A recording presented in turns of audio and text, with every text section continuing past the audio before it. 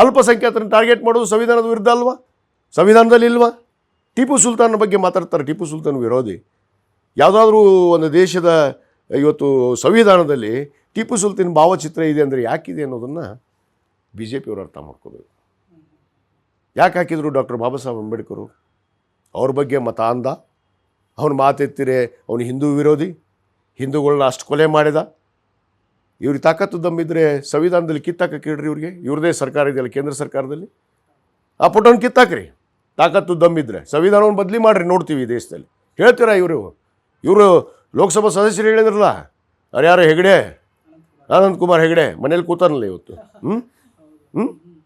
ಸಂವಿಧಾನನೇ ಕಿತ್ತಾಕ್ಬಿಡ್ತೀವಿ. ಇಲ್ಲೊಬ್ಬ ಯಾವನೋ ಜಯಸೂರ್ಯ ಏನೋ ಸೂರ್ಯ ಸುಟ್ಟಾಕ್ಬಿಡ್ತೀವಿ ಅಂತ.